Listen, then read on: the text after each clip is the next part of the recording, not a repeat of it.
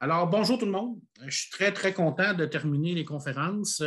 Puis, cette fois-là, j'ai accès au chat. Alors, les personnes qui vont pouvoir commenter ou poser des questions, allez-y. Vu qu'on est une petite gang, on va faire ça vraiment à la bonne franquette, comme on dit, par chez nous. Alors, vous avez peut-être vu par mon accent que je suis québécois. Alors, je vais essayer de parler tranquillement parce que quelquefois, ça peut poser problème. Alors, je vais essayer de bien faire ça. Aujourd'hui, je me suis penché sur Conan, des poules au comique, parce que ça me tentait de parler de Conan, parce que j'adore la BD, et puis parce qu'il y a énormément de stock sur Conan en BD. Hein. Il y a beaucoup, beaucoup. C'est la pointe d'un iceberg aujourd'hui qu'on va voir parce que le dessous est énorme et c'est impossible de tout voir ou tout présenter. Alors, fort probable, pendant la conférence, que vous allez dire, mais il n'a pas parlé de ça. Incroyable, mais oui. Alors, je suis persuadé que je vais en avoir oublié. Persuadé également qu'il y a des trucs que vous allez pouvoir me présenter vous-même dans les commentaires. Ça va me faire plaisir parce que je ne connais pas tout de Conan. Je suis un amateur de Conan, mais je ne suis pas un spécialiste de Conan, mais ça me tentait de vous en parler. Alors, petite présentation, comme vous voyez à l'écran. Je vais commencer par me présenter un peu. Ensuite, on va faire un petit tour rapide sur qui est Conan, hein, parce que ce n'est pas toujours évident. Typiquement, il y a deux Conan. Hein. Il y a le Conan populaire qu'on a vu dans les films et dans les BD, et il y a le Conan le Cimérien dans le Howard, qui a été écrit par Howard. C'est deux Conan qui se regroupent, mais qui sont complètement différents. On va essayer de bien voir d'où tout ça c'est parti.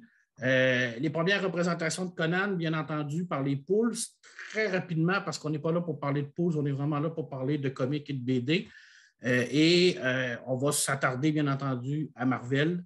On n'aura pas le choix de discuter de Marvel parce que ça a eu un fort impact, l'arrivée de Conan chez Marvel.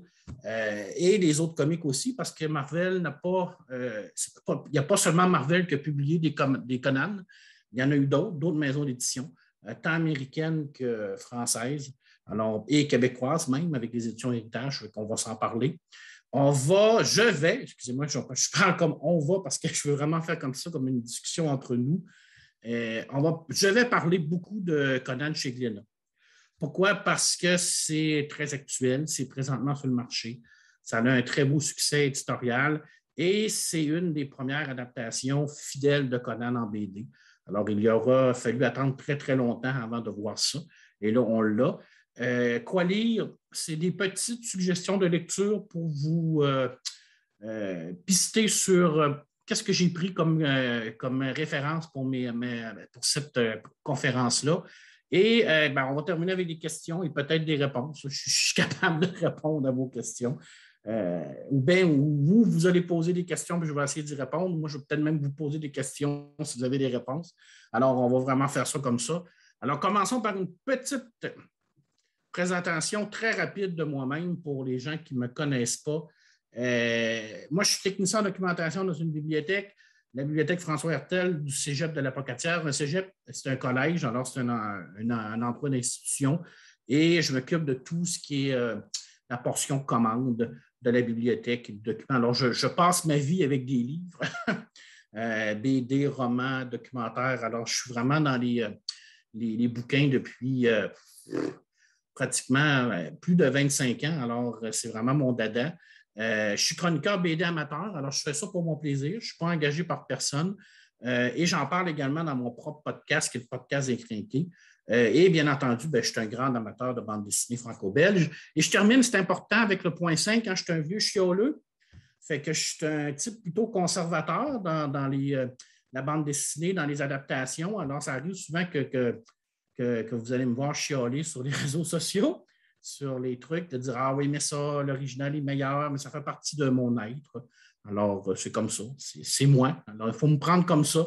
Alors, ça se peut que je chiale un peu aujourd'hui, mais bon, bref, on est tous un peu chialeux, je pense. Commençons par qui est Conan. Hein? Alors, ça, c'est quand même assez important de savoir d'où Conan est parti, parce que c'est un personnage quand même qui est légendaire. C'est un personnage qui est extrêmement important dans la culture populaire et la culture geek, la culture générale au niveau de la littérature, parce que c'est un personnage que pratiquement tout le monde connaît, même si on n'est pas fan de ce genre de littérature-là, quand on dit Conan, habituellement, la majorité des gens vont le connaître. C'est sûr que la grande partie des gens vont avoir passé par le cinéma pour connaître Conan. On ne se le cachera pas. Ça fait partie de la culture populaire, comme on pourrait faire le même exercice chez Tolkien, par exemple, comme la plupart des gens ont passé par les films pour connaître l'univers de Tolkien. Bon, bref, qui est Conan? On n'a pas réellement de description super précise de Conan dans les écrits d'Howard. Il s'amuse un peu à changer son personnage. Des fois, il est vieux, des fois, il est plus jeune. Jamais le passé. Conan, on ne sait absolument rien de son passé. Pour Howard, ce n'était pas important. C'était où ce qui allait. Alors, par contre, on sait un peu comment il a construit ce personnage mythique-là, comment après ça, il l'a développé. Alors, sa petite citation qui est indiquée ici, un mécanisme de mon subconscient a pris les traits dominants de divers boxeurs, des bandits, des contrebandiers, des ouvriers de pétrole, des flambeurs et d'honnêtes travailleurs avec qui j'ai eu des contacts, et en les mélangeant tous, a produit l'amalgame que j'appelle Conan le Cimérien. Alors, c'est vraiment un ramassis de plein d'influences qu'il a eu pour faire son Conan. Et au fil des lectures, on se rend compte que Conan, c'est quelqu'un qui est quand même extrêmement physique. Oui, très musclé, mais beaucoup plus élancé. Souvent, Howard le considérait comme une genre de panthère. Alors, on le voyait vraiment très rapide. C'est quelqu'un qui avait un système moral extrêmement développé, mais sa propre morale à lui. Et bien entendu, c'est une façon pour l'auteur de un peu critiquer la société dans laquelle il vivait. Alors, son Conan était vraiment son porte-parole par rapport à toute la barbarie et la civilisation. Alors, son Conan, c'était vraiment un aventurier. Il faisait n'importe quoi, il se battait, mais ce n'était pas rien que ça, c'est quand même quelqu'un qui était très intelligent également, il philosophait. Alors, quand on lit les nouvelles de Conan, on se rend compte qu'il est beaucoup plus qu'une montagne de muscles qui assomme des chameaux, qui leur crache au visage ou qui passe des années sur une roue. Alors, ça, c'est le côté, comme je le disais tout à l'heure, le côté du fait que plusieurs personnes passent par le film. L'image de Conan a été déformée très rapidement par rapport à ce qui est l'original. Alors, beaucoup de gens vont me dire Conan, ah oui, c'est Arnold Schwarzenegger. Le Conan, pour eux autres, c'est ça. Mais malheureusement, le Conan d'Howard, est très éloigné du Conan de Schwarzenegger. Pour le meilleur et pour le pire, mais ça fait partie de la vie. Le cinéma est tellement puissant, est tellement un média puissant, il touche tellement plus de gens que la littérature que c'est facile de déformer ce personnage-là. Et toute l'histoire que je vais présenter aujourd'hui au niveau des images, au niveau des représentations dans les BD, ont aidé également à construire le mythe de Conan comme on le connaît, hein, le grand mec musclé avec les femmes à ses pieds, à moitié nus. Ça a tout développé ça. Conan est né au début des années 30. On est dans les années 32. On commence avec la première vraiment nouvelle qui est publiée. Là, on ne parlera pas de ça parce qu'on n'est vraiment pas dans... Je ne veux pas discuter des romans de Conan. Je vais vraiment discuter des BD, mais c'est important également de le mettre dans son contexte. Et il y a 21 nouvelles qui ont été écrites sur Conan, ce qui n'est quand même pas énorme par rapport à tout ce qu'on a vu sur lui en BD, et 5 autres nouvelles qui ont été inachevées. Alors, peut-être qu'un jour, on les verra achevées. Alors, il n'y a pas énormément de substance dans l'œuvre de Conan, bien qu'il y a quand même des longues nouvelles. Et un fait à noter, ça c'est très, très important, Howard n'a jamais prénommé Conan comme Conan le Barbare. Ça, c'est une invention totale du cinéma. Alors, pour lui, c'était Conan le Cimérien. Et ça, c'est très, très important. Et c'est pour ça que je commence avec ça, parce qu'on va faire la différence entre Conan le Barbare de chez Marvel et Conan le Cimérien chez Glénat. Alors, on va voir qu'il y a une énorme différence entre les deux, puis on va s'amuser avec ça. Alors, on y va. On commence. Ça, c'était la petite introduction. Je peux vous montrer, ça, c'est vraiment la première édition du Weird Tales en décembre 1932, où la première nouvelle, le Phoenix on the Sword, a apparu, a été publié pour la première fois. Alors, pour la première fois, on avait vraiment... Conan arrivait dans le Weird Tales. Alors, après ça, ça s'est quand même passé à l'histoire. On sait qu'il en a écrit plusieurs. Les premières représentations de Conan. Bon, les premiers dessins de Conan, ça vient des Pulse. On ne se le cachera pas. Les Pulse, les romans, tout ce qui est sorti après, les couvertures, les dessins, il y en a énormément. Je pense qu'il n'y a pas un dessinateur sur Terre qui est dans le domaine de la culture de l'imaginaire qui n'a pas dessiné Conan un jour dans sa vie. Alors, tous les représentés, ça aurait pris 4 heures et demie, rien que pour ça. Fait que j'ai décidé de me concentrer sur d'autres choses. Mais les premières bandes dessinées qu'on connaît de Conan, vraiment, c'est dans les années 50, avec Chrome le Barbare. Alors là, on n'est pas vraiment dans une adaptation de Conan. On est chez Avon Book. C'est plus un hommage à Conan. Alors, c'est quelqu'un qui a pris ça et qui a décidé de faire de quoi avec ça. C'était pas très joli. Je vais vous montrer la photo tout à l'heure, l'image. La première adaptation vraiment connue d'une nouvelle, qui est l'Arena de la Cosa Negra en 52 au Mexique. Si vous avez ça dans votre bibliothèque, gardez-les précieusement parce que ça va valoir une petite fortune. Mais encore là, on est vraiment dans une adaptation. Ce n'est pas la première légalement. Je le dis ici, la première légale, c'est vraiment en 68 que c'est apparu. Alors là, vraiment, Conan faisait son entrée dans la BD. C'était vraiment dans les premières fois où on avait un Conan qui arrivait en BD.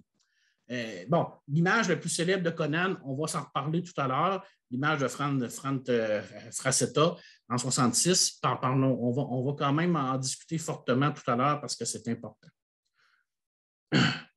On va regarder ça. Et voilà, je vous le montrais, l'Arena de la Costa Negra, ça, c'est une des premières adaptations, avec Chrome le Barbare. Alors, on est vraiment là, dans un autre monde, un autre univers. Les premières fois vraiment en bande dessinée que Conan arrive. On n'est pas dans les illustrations de pulp, on n'est pas dans les illustrations des couvertures, on est vraiment dans de la BD. Alors, on est vraiment dans les histoires qui sont apparues pour la première fois. Et ça, c'est vraiment en 68, vraiment le God of the North, qui était la première bande dessinée légale, vraiment la première représentation de Conan qui était dans le Star Stew comique. Écoute, moi, je l'ai trouvé sur Internet. Je n'ai jamais vu ça de ma vie, personnellement. Je n'ai jamais eu la chance d'avoir ça dans mes mains. Je ne pense pas jamais avoir la chance non plus et que ça existe encore probablement. Mais ça, c'est vraiment le passé de Conan. Et là, je revenais avec la fameuse couverture. Je pense que tout le monde l'a déjà vu, cette couverture-là. Cette image-là de Frank qui a vraiment soudé l'image de Conan dans l'esprit populaire. Je crois que cette image-là, c'est probablement l'image la plus représentative de ce que Conan est pour la majorité des gens. Alors, on a réellement le Conan musclé en pagne, toujours, avec ses cheveux longs, et armé jusqu'aux dents, avec, bien entendu, la femme nue qui est à ses pieds, qui est comme représentatif de toutes les femmes qui le regardent et qui l'adorent. Alors oui, cette image-là a été extrêmement importante dans l'histoire de Conan, mais pour le meilleur et pour le pire. Le meilleur parce que c'est une très, très, très belle peinture, on ne se le cachera pas, c'est une image qui est extraordinaire, mais le pire parce que ça a soudé cette image-là de Conan comme on l'a vu pendant des années. Et on le voit encore comme ça pour la majorité des gens. Moi, personnellement, c'est une couverture que je trouve absolument géniale, bien qu'on est très éloigné de l'image du Conan de Howard. Mais bref, c'est iconique, c'est complètement culte. Et puis, je n'avais pas le choix de vous en parler dans ça, même si on n'est pas dans le comique. On est vraiment dans une page de couverture. On est en 66 présentement. Alors, c'est vraiment superbe. D'ailleurs, il y en a refait après ça plusieurs, le dessinateur. Alors, c'est vraiment une seule de ses peintures. Il en a fait beaucoup sur Conan. Alors, ça a été vraiment super. Bon, on tombe dans le vif du sujet, parce que là, je vais quand même essayer de passer quand même assez rapidement pour m'avancer sur mon Conan chez Glénat, que je vais vous parler plus distinctement. On est chez Marvel. Alors, bon, on n'a pas le choix d'en parler de chez Marvel. Il faut en parler parce que c'est extrêmement important. Alors, Roy Thomas, qui est un scénariste chez Marvel au début des années 70, a réussi à convaincre Marvel de se lancer dans l'aventure de Conan, mais ce n'était pas évident parce qu'au départ, on ne voulait rien savoir de ça. Et Thomas a réussi à démontrer le potentiel de Conan à l'intérieur de cette histoire-là. Il voulait vraiment écrire là-dessus. C'était important pour lui. Il croyait à ce projet-là.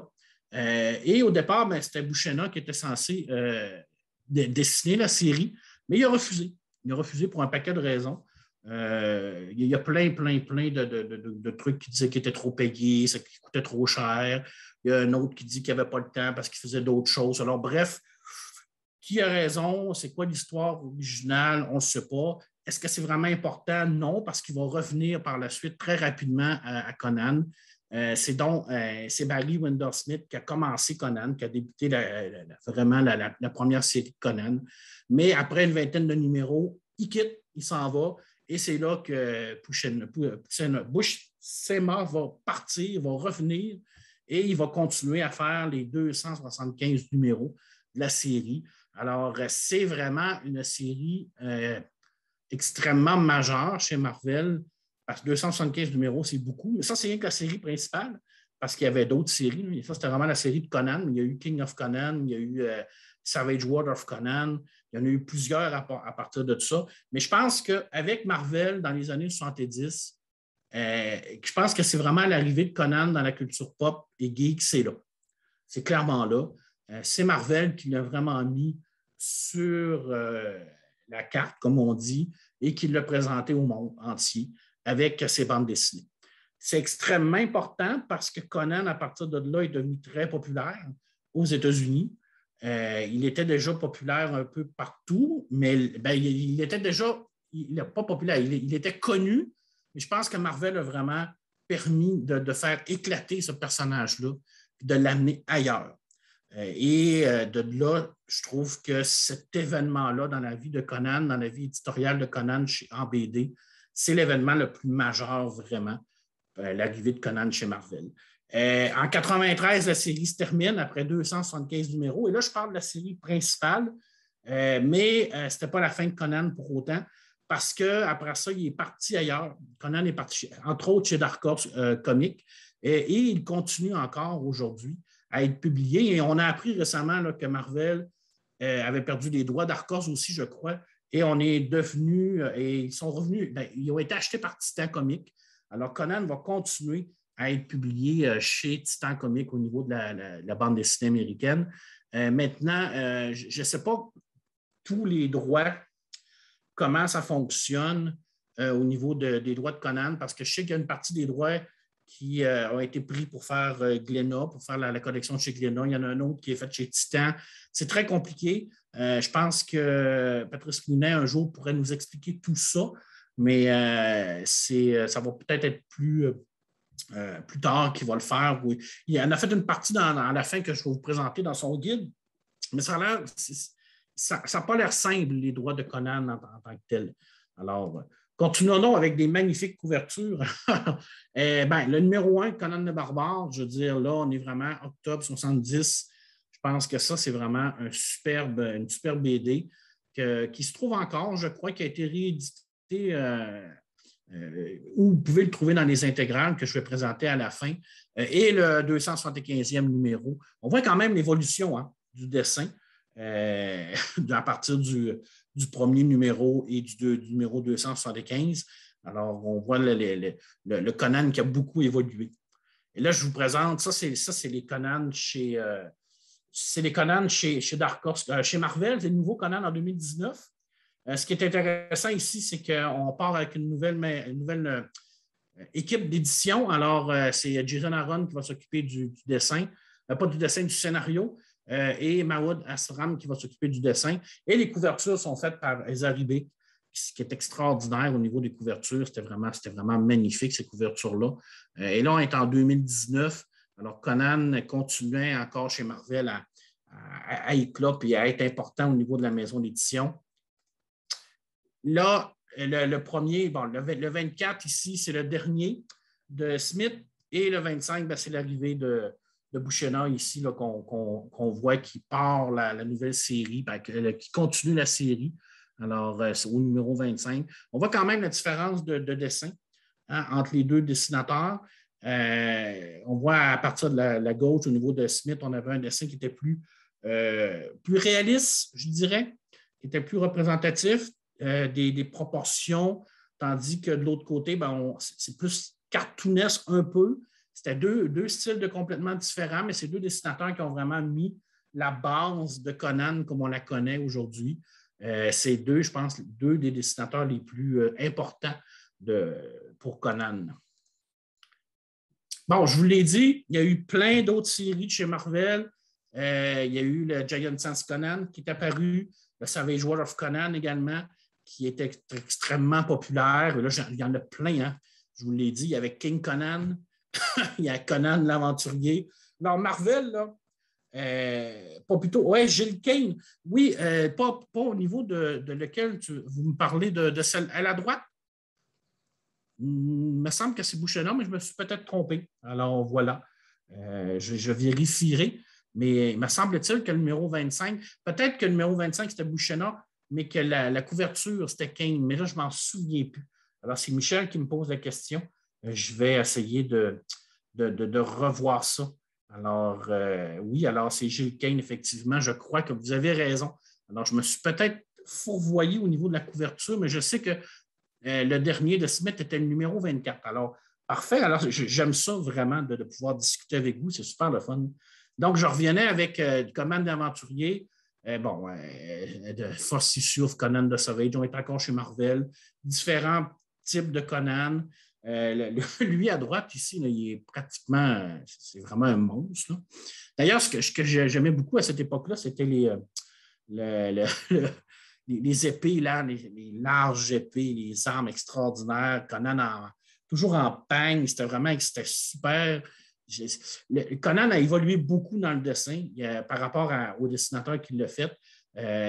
Rarement, il a changé beaucoup de style. Ça a toujours été une montagne de muscles, mais il a quand même changé de façon de s'habiller au niveau des vêtements, tout ça. Il a beaucoup évolué, puis c'est bien parce que ça nous permet vraiment d'avoir plusieurs idées de Conan. Alors, on le voit très bien dans ces superbes-là. Oui, effectivement, les morts, les corps musclés, tout le temps, tout le temps, tout le temps, tout le temps, tout le temps. Et pourtant, Howard le disait que c'était plus une panthère. Il était plus élancé, il était plus rapide. Oui, il était musclé, mais ce n'était pas une montagne de muscles. Et la plupart du temps, Conan ne se promenait pas en peigne. Il était effectivement comme... il y avait une armure parce qu'il se battait. Alors, je ne pense pas qu'il y ait beaucoup de gens qui iraient à la guerre habillés en peigne. Alors oui, que Howard disait que la peau de Conan était dure comme du cuir parce qu'elle était tannée par le soleil et la chaleur, parce qu'il a tellement passé de temps à l'extérieur. Il était solide comme le roc, tout ça, mais il était quand même armé lors de ces différents combats parce que c'était quand même assez important. Est-ce que je m'en viens sur Conan au niveau de Dark Horse? Voilà. On est au début 2000, Dark Horse prend Conan, commence à publier Conan. On est à 7 séries chez Dark Horse. Alors, il y en a eu beaucoup chez Dark Horse. J'ai beaucoup de présentations de couverture à vous présenter. Dans les pays francophones, il y en a eu beaucoup également. Nous, au Québec, toutes les éditions Conan chez Marvel étaient traduites aux éditions Héritage.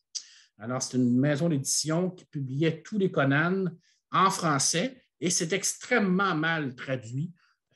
C'était pratiquement traduit mot à mot. C'était complètement ridicule quelquefois quand on lisait ça. Mais en tant que francophone, on avait la chance d'avoir Conan en français. D'ailleurs, on avait tous les super-héros en français aux éditions Héritage. En France, Conan a eu énormément d'éditeurs. Je ne peux pas toutes les nommer parce qu'il y en a eu beaucoup. Écoute, moi, je me souviens des humanoïdes associés chez Soleil, Lug, Semic, bien entendu, Aredi, Artima.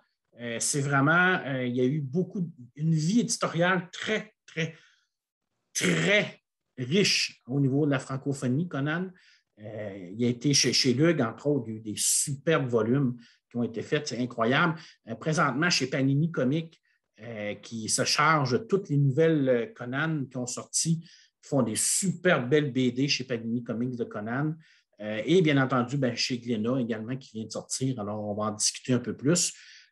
Puis, j'en parle un petit peu, le fameux Conan de chez Métal Hurlant, bien que ce n'était pas un spécial BD, c'était vraiment un spécial sur le film Conan, mais il y avait des belles choses dans ce spécial-là. Mais Métal Hurlant, c'est quand même une revue qui parlait majoritairement de BD, alors j'en discute un peu. Alors, Conan, on y va avec les séries de chez Darkos. Conan le Cimérien, bien entendu. Conan, Road of the King.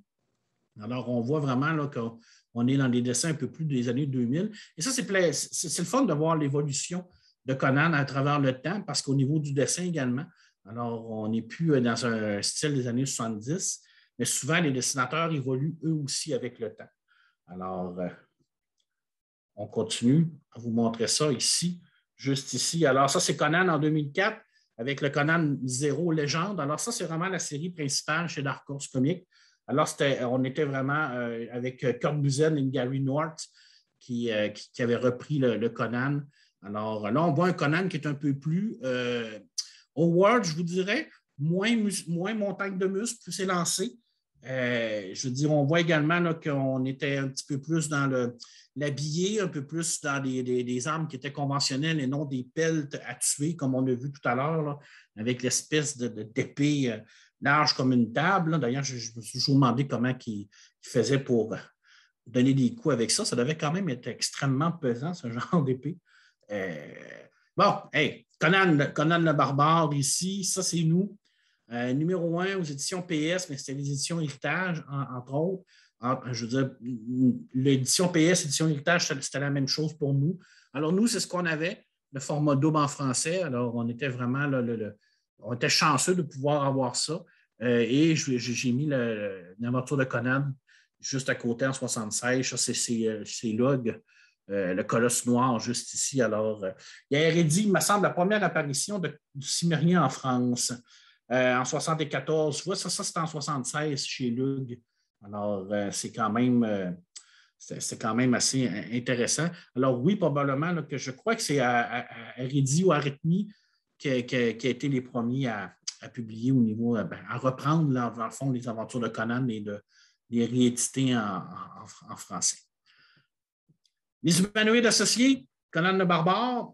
Alors, Roy Thomas, Barry Smith, juste ici, les clous rouges. On est loin là, de ce que les humanoïdes associés nous proposent. Habituellement, on est plus dans la science-fiction. Ici, d'ailleurs, on n'est pas non plus dans le même physique. Hein? Les humanoïdes associés, habituellement, c'est plus le contour noir, il va comme ça. Et là, on avait vraiment une adaptation aux humanoïdes associés de Conan le Barbare. Et juste à droite, c'est les intégrales aux éditions Soleil. Alors, on est encore dans la même histoire, c'est toujours les mêmes histoires, mais qui sont rééditées chez différents éditeurs. Alors, deux couvertures différentes. Alors, ça aussi, d'ailleurs, si vous avez ça en main, surtout la version des humanoïdes associés, c'est quand même une belle trouvaille, une belle touche historique à avoir dans sa collection. Et bien, comme je vous l'ai dit, hein, le fameux Conan chez Métal Hurlant. Alors, ça, on était vraiment plus...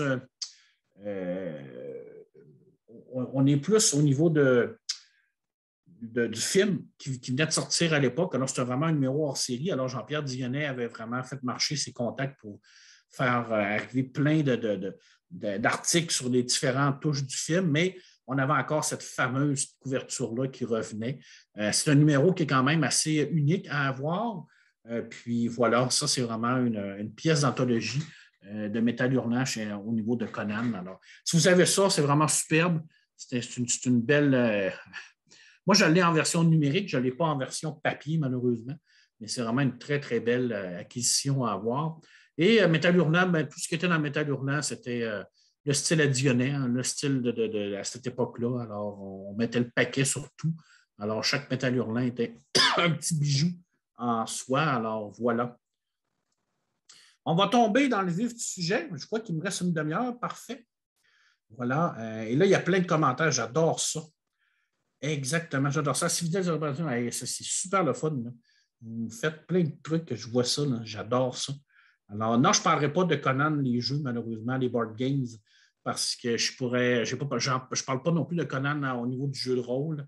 Je vais peut-être faire un niveau 2 un jour. Là. Alors, on y va avec ça. Bon, on va parler de Conan chez Glénat, hein, parce que c'est assez important, cette série-là. On est en 2013. Glénat décide, avec l'aide de Julien Blondel, qui est un scénariste de BD, mais également un grand connaisseur de fantasy, créateur de jeux de rôle également, de commencer à publier une petite série sur une adaptation d'Elric. Alors, pour les gens qui connaissent Elric, dont c'est un personnage culte de Michael Moorcock, et c'était un peu un genre d'anti-Conan. Hein, je veux dire, c'était complètement à l'opposé de Conan. Conan, c'était le personnage qui était musclé, qui était fort, qui était résistant. Elric, c'était le personnage qui était chétif, malade, albinos. C'était complètement à l'opposé, mais c'est des personnages qui se trouvaient à quelque part quand même dans le style d'écriture, dans le style de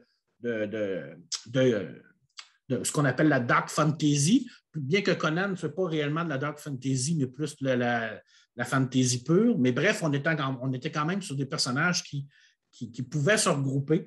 Et Glénat sort les merveilleux Elric. J'espère que vous les avez lus. Si vous ne les avez pas lus, sautez là-dessus. Et ça a quand même eu un immense succès.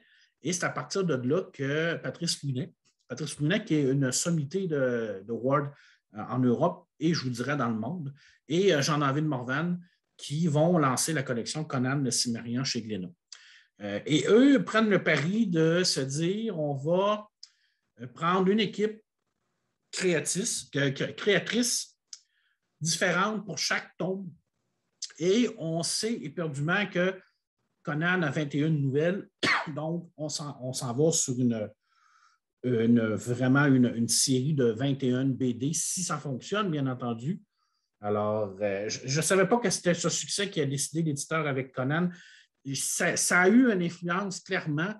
Quand j'ai parlé avec Julien Blondel, il me disait que c'est vraiment, il ne savait pas où il s'en allait vraiment avec ça.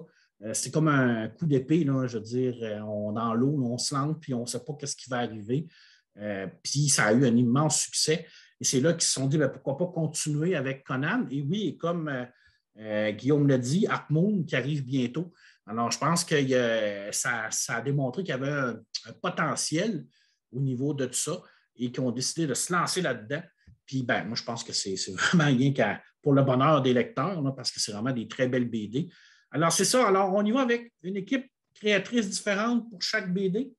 Alors, chaque équipe va prendre une nouvelle et il va partir là-dessus, il va développer ça. Bien entendu, sous l'œil de Patrice Lunet qui est en arrière et qui va vraiment vérifier la conformité de chaque BD pour être le plus fidèle possible, bien que ça ne peut pas être 100% fidèle parce qu'il faut quand même faire des coupes, il faut quand même essayer de condenser toutes ces histoires-là. Alors, présentement, il y a 13 nouvelles qui ont été adaptées. Ça a commencé en 18. Je vous dirais que c'est probablement, à mon avis, là, peut-être que vous n'allez pas être d'accord avec moi, là. Je pense que c'est la seule et unique réelle adaptation de Conan en BD. Parce que là, on n'adapte pas le Conan le barbare, on adapte vraiment Conan le Cimmérien. Alors là, on est vraiment sur un homme, Patrice Lunet, qui a décidé de dire, là, on va prendre le vrai Conan, le Conan d'Howard, et on va le présenter au monde comme il aurait dû être présenté dans les années 70, sans renier tout ce qui a été fait avant, parce que c'est important, c'est les précurseurs, ils ont ouvert la voie et tout ça, mais c'était le temps, je crois, que le Conan d'Howard soit vraiment présenté aux gens. Savoir c'est qui le vrai Conan, et se détacher un peu de l'image un peu grotesque, un peu musclé, un peu con qu'on avait vu dans certaines adaptations, surtout au niveau du cinéma, parce qu'on va se le dire, Conan n'a jamais été adapté au cinéma, bien qu'il y ait eu 2 films de Conan et un reboot. Ce n'est pas vraiment des adaptations, mais on est loin de tout ça. Avec Conan le Cimmérien, on revient vraiment à la base. On revient avec une équipe qui va suivre vraiment une nouvelle et Patrice Lunet qui est en arrière de ça qui dit OK, go. En plus de ça, dans chaque BD, on va réellement avoir une partie où ce que Patrice Lunet va nous expliquer de quelle nouvelle on parle au niveau de l'adaptation, d'où ce que cette nouvelle-là est partie, et va nous donner un peu son appréciation de la nouvelle et nous dire pourquoi elle est importante, cette nouvelle-là. Et à la fin de la plupart des tomes, il y a toujours vraiment ce qu'on appelle une galerie d'hommage. Alors, on est allé chercher plein d'auteurs un peu partout. Et puis, pouf, on y va. On va s'amuser avec ça. On va leur dire à des dessinateurs, amusez-vous, dessinez-nous un Conan, on va l'insérer à l'intérieur de cette BD-là. D'ailleurs, Julien Blondel avait fait la même chose avec Glénat. Alors, si vous avez eu la chance de voir ça, inquiète, ouais, ben là, je regarde. Bon, je sais, on n'est pas dans Conan, là. On est vraiment là. Je voulais vous montrer Éric parce que c'est un peu le début de toute cette aventure-là. Et je vous le dis, si vous avez la chance de pouvoir lire ça, lire les 4 BD d'Éric, ben, sautez là-dessus parce que ça vaut vraiment la peine. Des adaptations fidèles, brillantes, extrêmement bien dessinées, superbement scénarisées et on s'amuse énormément avec ça. Alors, le trône ici, alors la série Glénat, on est clairement au-dessus d'un. Ben, c'est vrai. Et là, avec Arcmoon qui arrive, pour moi, là, j'ai vraiment hâte de voir ce qui va arriver. Alors, voilà, ben, je vous l'ai dit, hein, chaque tome contient un texte de Patrice Pounet. Je vais vous en montrer un tout à l'heure parce qu'il y a réellement une superbe scène que je veux vous présenter. Puis à la fin, ben, je vous l'ai dit, on a plusieurs Conan. Le Cimérien qui a été dessiné. Alors, il y a eu Santana Kriki, Andreas qui a dessiné, Mathieu Laufré, Taduc, Ortega, Holmes, Francis No également, et Crowell et plusieurs. Il y en a eu plusieurs autres qui ont fait. C'est vraiment le fun de pouvoir lire ces BD-là, d'avoir la possibilité de voir les images.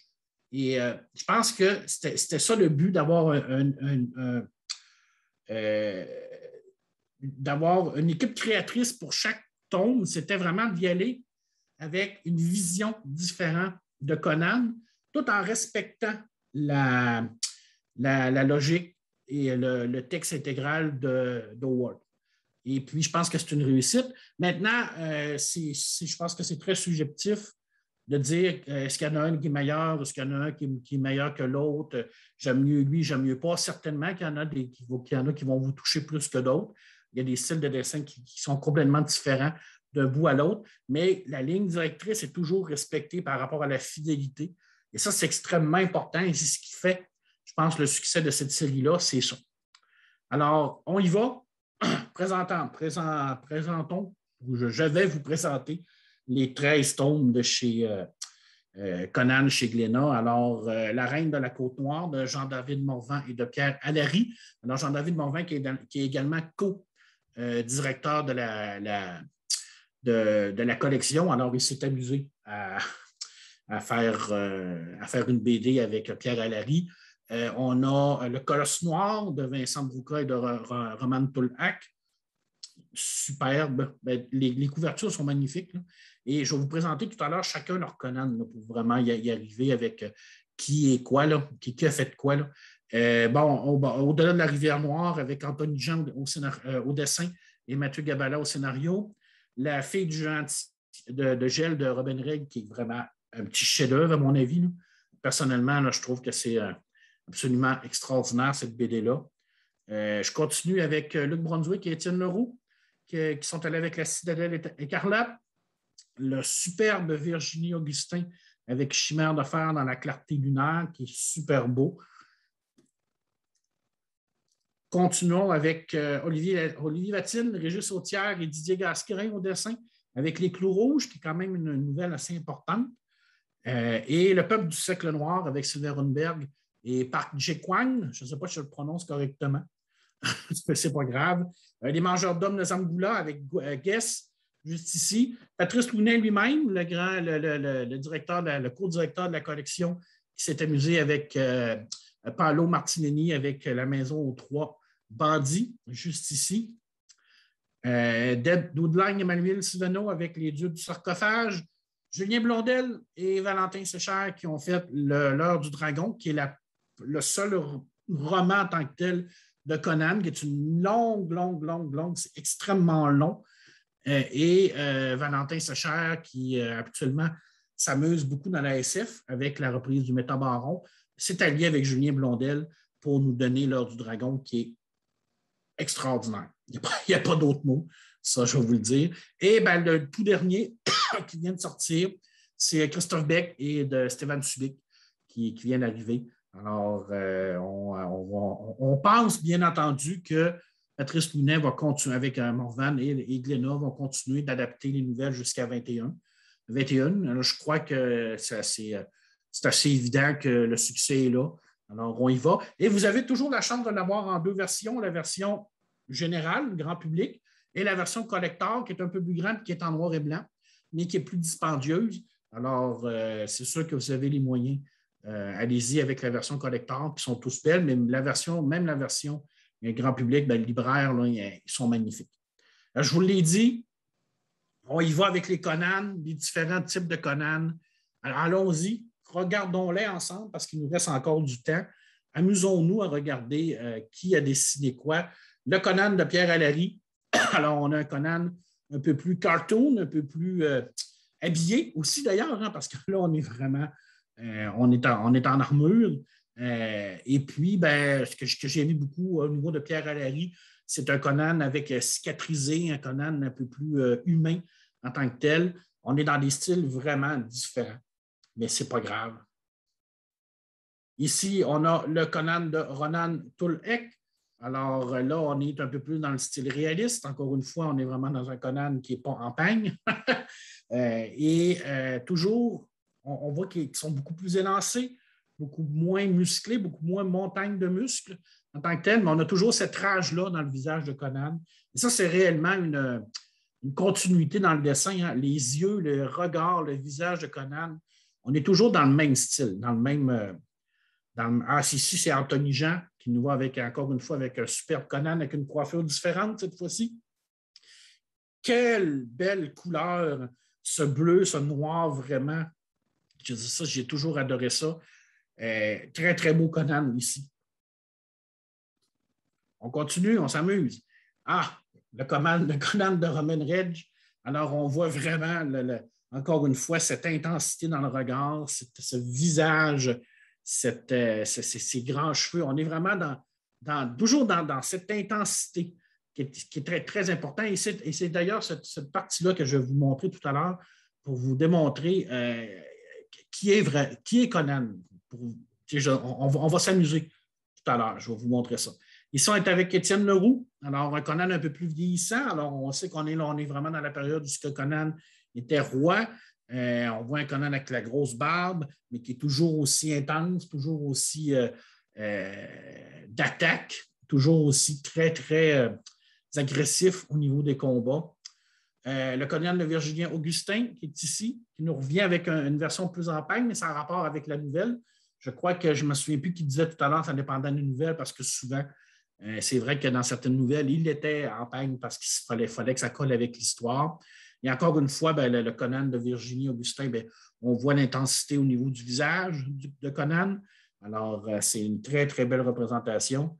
Ici, Didier Gasgrain qui nous arrive avec un trait qui est plus clair, plus réaliste, en même temps, un trait qui est proche un peu pas de la ligne claire, mais c'est beaucoup moins beaucoup moins gros que les autres. On a encore une fois un Conan extrêmement fidèle. On voit vraiment qu'il est élancé, qu'il est beaucoup moins montagne de muscles, mais toujours cette intensité au niveau du visage, combativité au niveau du... c'est vraiment extraordinaire, cette image-là. Moi, j'adore le Conan de Casgrain. Ici, on a le Conan de Jake Park. Alors là, on est un peu plus dans le manga un peu, mais pas réellement, mais plus asiatique au niveau des traits. Ça suit, bien entendu, le dessinateur, mais encore une fois, on a un Conan extrêmement fidèle. Je veux dire, cette longue chevelure, toujours ses yeux de feu, la bouche, tu vois, qui ne veut jamais abandonner, toujours en armure, avec son petit côté là, les bandages un peu là, à la Son Goku. Là. Ça, c'est un beau Conan, je l'ai adoré, ce Conan-là. Ici, on a le Conan de Guess, plus classique dans son dessin, avec cette longue épée. Mais encore une fois, on a un Conan qui respecte vraiment le Word. Et on continue. Alors, on a encore ici le merveilleux Paolo Marilino qui nous arrive avec les yeux bleus de Conan. Je veux dire, cette fragile silhouette tachée de sang, mais encore une fois, ce visage qui lâche pas, qui est toujours intense. Alors, voilà. Emmanuel Siviello, ici, on est dans un Conan qui est beaucoup plus réaliste, hein, le style réalisme. Là, on est vraiment dans un style extrêmement bien ficelé. Conan qui est pratiquement photographique au niveau de son dessin, mais en même temps, bon, on a toujours ce regard-là, encore cette intensité-là du Conan. Très, très, très belle représentation. Alors, voilà. Eh bien, le Conan de Valentin. Valentin qui est toujours... qui en met toujours qui en donne toujours aux gens, qui nous en donne pour notre argent. Alors, je vais le dire comme ça. Ça, je veux dire, c'est Valentin qui est extrêmement doué au niveau du dessin réalisme. On voit vraiment là, un Conan parfait, à mon humble avis. La férocité du geste, bien entendu, avec cette tête qui tombe avec le coup. Les deux coups de Conan, mais le visage, le cri, l'intensité, les couleurs de Valentin, voilà, c'est vraiment une superbe représentation du Conan de Valentin. Et bien, le dernier, le Conan de Stéphane Subic, qui est là, on est un dessin plus au niveau du grain, hein, je veux dire, on est vraiment dans un style un peu plus onirique, un peu plus brouillé, mais on reste encore avec ce Conan-là, cette posture de ce personnage-là qui est extrêmement musclé, qui avance, puis on sent réellement que le personnage est fier de lui, est fort, et je veux dire, on sent toute la force de ce personnage-là dans ce dessin-là. Alors, voilà, 13 Conan complètement différents. Oh, je vais revenir là-dedans. Complètement différents d'un bout à l'autre. 13 visions d'artistes qui nous remet à ce Conan de Marvel, ce Conan d'Howard-là, très éloigné, bien entendu, du Conan de Marvel. C'est correct, ça fait partie de l'histoire, mais je crois qu'on avait besoin de cette série-là pour revenir aux sources. Et là, je vais partager un autre écran parce que je veux vraiment vous montrer ça. Alors, je l'ai fait tout à l'heure. J'espère que je vais réussir à le faire. Pas que je me trompe. Parce que tout à l'heure, on l'a fait, moi puis mon ami. Alors, je vais partager ça. Et là, je vais revenir à cette partie. Là, est-ce que tout le monde voit bien? OK, ça marche. Conan, je veux dire, cette scène-là, cette planche-là, ces 12 planches que je vais vous présenter, ça représente très bien qui il est. Parce que oui, c'est un combattant extraordinaire. Oui, c'est quelqu'un d'extrêmement brillant. C'est quelqu'un qui sait tout faire. C'est quelqu'un que physiquement, il est au-delà de la norme humaine. Il est insensible aux blessures. Il se bat. Il a une constitution extraordinaire, une résistance physique incroyable. Mais c'est quelqu'un aussi, comme je l'ai dit, qui était brillant, qui était éduqué, savait lire, savait écrire, connaissait la poésie, connaissait les tactiques militaires. Alors, mais la plus grande force de Conan n'est pas tout ça. C'est sa volonté. Et ça, dans La fille du géant de gel, on a cette partie-là, cette 12 planches-là qu'on va voir ensemble, et on va la voir, la volonté de Conan. Et je crois que cette BD-là représente très bien ça. Alors, on a la fameuse fille du gel qui est juste ici. Et ce qui est important, c'est de savoir que Conan n'est absolument pas de tort contre elle parce que c'est une déesse. Et le tom-tom qui représente son cœur, alors on le voit tout le long. Tom-tom-tom. Il dit « Sois fier, il n'y a aucune personne devant une déesse qui a baissé sa tête. » Il dit « Je vais te donner ce que normalement tu devrais faire, c'est obéir. » Et on le voit à la prochaine page. Elle va lui dire, je vais revenir là, juste ici, elle va lui dire, levez-vous mes frères, je vais revenir là, ici, là.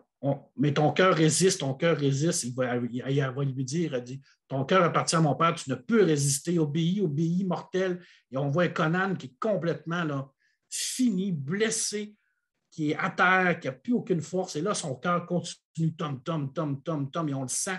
Les mortels doivent se soumettre aux dieux, c'est la loi, soumets-toi, et on voit le Conan qui continue, qui se lève, une bête on voit la rage dans ses yeux, le tome, le cœur qui n'arrête pas, la volonté qui repart. Et là, elle ne comprend plus rien. Soumets-toi, soumets-toi, soumets-toi, puis il est debout, continue à monter. Cette image-là est extraordinaire, les yeux bleus, la hargne dans ses yeux, dans sa bouche, le cœur qui continue, tam, tom, tom, tom, et on continue. Il revient, il pend son arme, malgré tout, il va se battre contre les deux, détruit les deux ours qui sont les frères de Dieu. Voilà, écoute, cette scène, cette séquence-là de Robin Reg est absolument géniale parce que ça démontre quelle est la plus grande force de Conan, sa volonté. Sa volonté, il n'arrête jamais, même devant une déesse, devant un dieu, arrière mortel, ne me touche pas, il y va, il réussit, soumets-toi. Il a fallu que son père, qui est un dieu, la sauve parce que sinon, Conan l'aurait probablement tué. Alors voilà, je veux dire, la force de Conan, c'est ça, en partie. C'est vraiment sa volonté de résister. Et cette BD-là, pour moi, est une représentation typique de ce qu'est Conan, parce que tout le long de la BD, tout ce qu'il fait, c'est qu'il court après elle et elle essaie de s'en sortir. Et malgré toute sa puissance, malgré sa puissance divine, elle ne réussit pas à s'en sortir. Il a fallu avoir vraiment l'intervention de son père. Quelle représentation de Conan dans cette BD-là? Ici, là, encore une fois, regardez le visage, la force, la résistance physique, les couleurs, le rouge, le sang.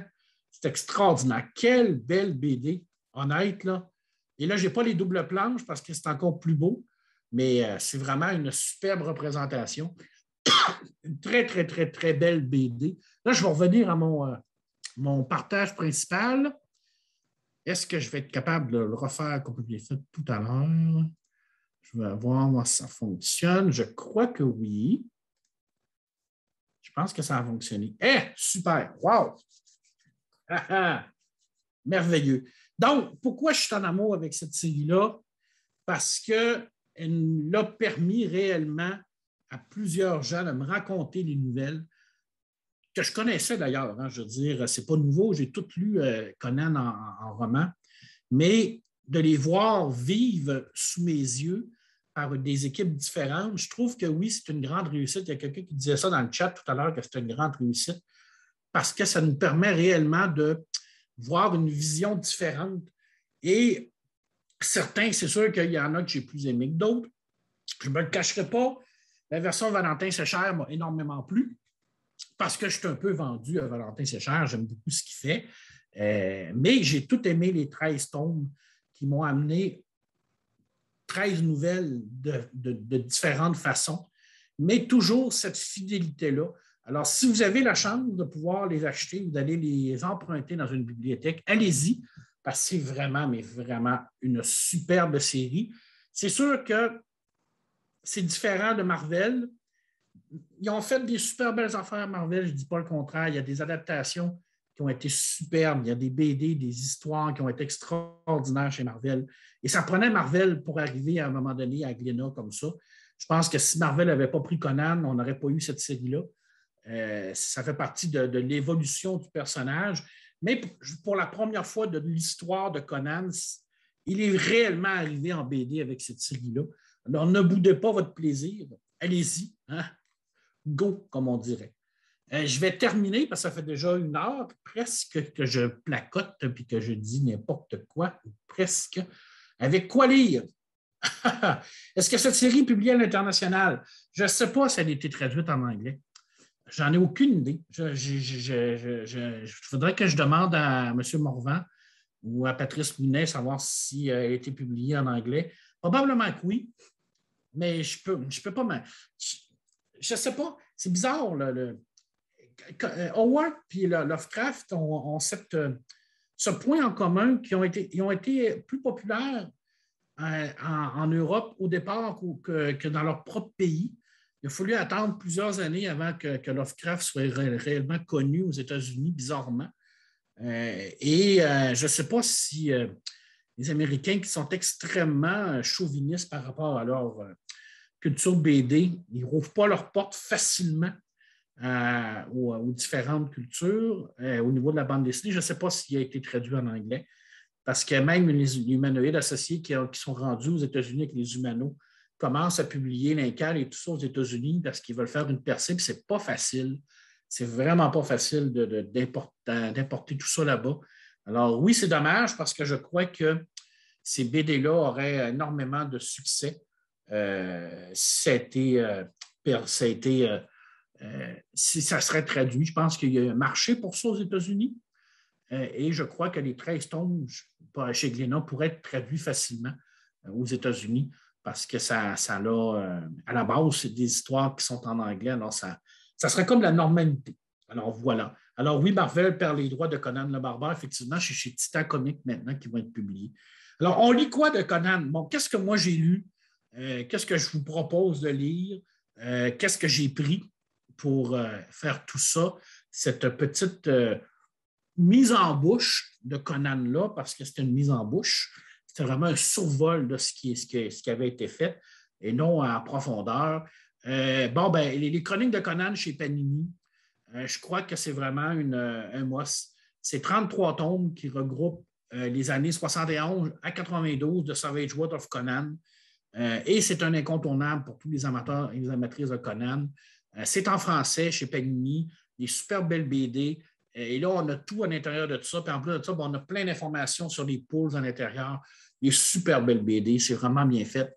Il y a les chroniques, The Chronic of King of Conan en anglais et les Chronic of Conan également. Alors, on est dans les 11 tomes. On est dans 34 tomes pour les chroniques de Conan. Alors, ça, c'est vraiment les regrouper toutes les histoires qui ont été faites. Voilà. Oui, chez Panini, Panini font des très, très, très, très belles BD. Un gros documentaire qui a été fait. Je vous l'ai mis ici, mais je vous le présente. Là. Ah, on ne le voit pas parce que ma caméra ne me présente pas. Là. Je ne sais pas si on le voit un peu. Là. Mais c'est Conan sur les traces du barbare. C'est aux éditions de Ungen and Mungen et Monin. Alors voilà, ça, c'est vraiment une Bible pour tous les amateurs de Conan. Alors ça, on parle de tout à l'intérieur de tout ça. On parle vraiment de l'aventure de Conan, d'où c'est parti. Les poules, tout à l'intérieur, les chapitres 1, la naissance de Barbare, l'avènement de Conan, Conan et Bartou, l'explosion du Barbare, le théâtre, le cinéma, les jeux, et ainsi de suite. Alors, ça vaut vraiment la peine. C'est un super documentaire sur Conan. Et bien, c'est sûr que le Guide Award de Patrice Tounet chez ActuSF, c'est réellement la base, je veux dire, de tous les amateurs d'Award. Ça, vous devez avoir ça. Et les 3 intégrales chez Bracolone pour les histoires, vraiment les nouvelles de Conan. Alors ça, voilà. Ça, c'est vraiment comme la base. Les 4 livres ici, si vous avez ça dans votre... si vous avez ça à l'intérieur de votre bibliothèque, vous avez tout. Au niveau des romans, au niveau au niveau des nouvelles, le Cimérien, l'Heure du Dragon, Les Clous Rouges, volume 1, volume 2, volume 3, le Guide Award. Voilà, vous êtes complètement... vous avez tout à l'intérieur de tout ça. Et si vous rajoutez les chroniques de Conan, King Conan, Conan sur les traces du barbare, et il y en a plusieurs autres, là. Je veux dire, oui, Hachette en a fait, oui, il y en a d'autres un peu partout, mais moi, c'est vraiment ma base que moi, j'ai utilisée pour faire la conférence. C'est ça. C'est mes livres de référence que j'ai pris pour réellement là, arriver à me concentrer sur Conan. Et je vous dirais que c'est vraiment... ici, chez Bracolone, là, tout ce qui a été fait sur Howard, c'est vraiment superbe. Parce qu'il n'y a pas rien que Conan, il y a également Solomon Kane, il y a toutes ces autres aventures qu'il a faites. Alors ça vaut vraiment la peine. C'est sûr que Bracolone, ils ont un gros défaut, c'est cher, c'est dispendieux. Alors quand on arrive sur les Bracolone, c'est c'est des volumes qui sont dispendieux, mais c'est les nouvelles traductions de Patrice Tounet. Alors, on n'a comme pas le choix, c'est devenu comme l'incontournable de ce temps-là. Alors, c'est des livres qu'on n'a pas le choix d'avoir dans sa collection si on tripe sur Conan. À mon humble avis, bien entendu. Alors, voilà, soit en numérique ou soit en papier, ça dépend de vous. Alors, voilà, Gaëtan, je suis rendu dans les questions et peut-être réponses. Comme je vous l'ai dit, c'était vraiment un tour d'horizon rapide. En surface, vous présenter un peu qu'est-ce qui s'est fait sur Conan. Et puis là, ben, si vous voulez ouvrir votre micro et discuter, ben, je pense qu'on est pas mal rendu là, mon cher Guillaume. C'est vraiment. On est rendu là. Alors, go!